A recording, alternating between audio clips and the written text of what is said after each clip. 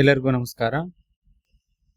Karnataka state diploma in nursing examination board ಅವರು ನಡೆಸುವಂತಹ diploma in nursing and midwifery course, short ಆಗಿ ನಾವು GNM nursing ಅಂತ ಕರಿತೀವಿ. ಅದರ ಪ್ರವೇಶಾತಿಯ ಒಂದು ಅರ್ಜಿ ಆರಂಭ ಆಗಿರ್ತೈತಿ. ಅದಕ್ಕೆ ಸಂಬಂಧಪಟ್ಟಂಗೆ ಸಂಪೂರ್ಣ ವಿವರವಾದ ಮಾಹಿತಿಯನ್ನು ಈ ವಿಡಿಯೋದಲ್ಲಿ ನಾವು ನೋಡೋಣ. PUC ಉತ್ತೀರ್ಣ ಆದಂತಹ ಅಭ್ಯರ್ಥಿಗಳು ಅರ್ಜಿಯನ್ನು ಸಲ್ಲಿಸೋದಕ್ಕೆ ಅವಕಾಶ ಇರ್ತೈತಿ. ಅರ್ಜಿಯ ಶುಲ್ಕ 400 ರೂಪಾಯಿ ಐತಿ. ಕ್ಯಾಟ್ 1 SC ST ದವರಿಗೆ 250 ರೂಪಾಯಿಯನ್ನು ನಿಗದಿ ಮಾಡಿದಾರ. ಇದರ ಜೊತೆಗೆ ನೀವು ಅದಕ್ಕೆ ಸಂಬಂಧಪಟ್ಟಂತೆ ಇನ್ನೂ ಹಲವಾರು ಮಾಹಿತಿಗಳನ್ನು ನೋಡೋದಾದ್ರೆ, ಮುಖ್ಯವಾಗಿ ನೀವು ಕರ್ನಾಟಕದಲ್ಲಿ ವ್ಯಾಸಂಗ ಮಾಡಿರಬೇಕು, ಕನಿಷ್ಠ 7 ವರ್ಷ ಕರ್ನಾಟಕದಲ್ಲಿ ವ್ಯಾಸಂಗ ಮಾಡಿರಬೇಕು. ಅದಕ್ಕೆ ಸಂಬಂಧಪಟ್ಟಂಗೆ ಸ್ಟಡಿ ಸರ್ಟಿಫಿಕೇಟನ್ನು ನೀವು ತೆಗೆಸ್ಕೋಬೇಕು. BO ಆಫೀಸಿಂದ ಅದನ್ನು ನೀವು ಸಿಗ್ನೇಚರ್ ಕೂಡ ಮಾಡಿಸ್ಬೇಕು. PUCಯಲ್ಲಿ ಮಿನಿಮಮ್ 40% ಅನ್ನು ತಗೊಂಡಿರಬೇಕು. ಸೈನ್ಸ್ ಇದುವರೆಗೆ ಪ್ರಯಾರಿಟಿ ಕೊಡ್ತೀವಿ ಅಂತ ಹೇಳ್ಯಾರ. ಆರ್ಟ್ಸ್ ಮತ್ತು ಕಾಮರ್ಸ್ವರೆಗೂ ಕೂಡ ತಗೋತಾರ.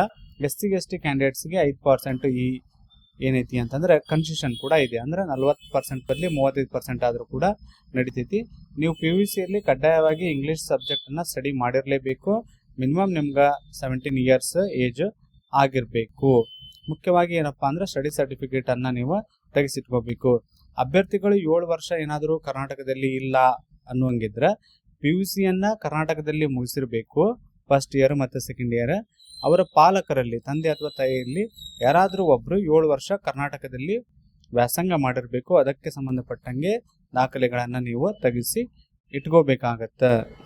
ಅರ್ಜಿಯನ್ನು ಸಲ್ಲಿಸುವುದಕ್ಕೆ ಮುಖ್ಯವಾಗಿ ಬೇಕಾಗುವಂತಹ ದಾಖಲೆಗಳ ವಿವರವಾದ ಮಾಹಿತಿಯನ್ನು ನಾವು ನೋಡೋದಾದ್ರೆ, SSLC marks card, PUC marks card, cost and income certificate, study certificate minimum 7 years ಬೇಕು, ಫೋಟೋ ಆ್ಯಂಡ್ ಸಿಗ್ನೇಚರ್. ನೀವೇನಾದರೂ ಅಂಗವಿಕಲ ಅಭ್ಯರ್ಥಿಗಳಾಗಿದ್ರೆ ಅಂಗವಿಕಲ ಪ್ರಮಾಣ ಪತ್ರ, email ID, mobile number, Aadhaar card ಇವು ಕಡ್ಡಾಯವಾಗಿ ಅರ್ಜಿ ಸಲ್ಲಿಸುವಾಗ ಬೇಕಾಗುವಂತಹ ದಾಖಲೆಗಳು ಹಾಗೂ ಇವುಗಳನ್ನು ಅಪ್ಲೋಡ್ ಮಾಡೋದು ಕೂಡ ಇರುತ್ತೆ. ನೀವು ಇಲ್ಲಿ ಕೊಟ್ಟಿರುವಂಥ ವೆಬ್ಸೈಟ್ ಮೇಲೆ ಕ್ಲಿಕ್ ಮಾಡಿ ಕ್ಲಿಕ್ ಹಿಯರ್ ನೆಕ್ಸ್ಟ್ ಪೇಜ್ ಅಂತ ಕೊಡಬೇಕು. ಕೊಟ್ಟ ನಂತರ ಮೇನ್ ಪೇಜ್ ಓಪನ್ ಆಗ್ತೈತಿ. ಇಲ್ಲಿ ಈ ಮೇನ್ ಪೇಜ್ ಒಳಗೆ ಎಲ್ಲ ಡೀಟೇಲ್ಸ್ಗಳನ್ನು ಕರೆಕ್ಟಾಗಿ ತುಂಬ್ರಿ.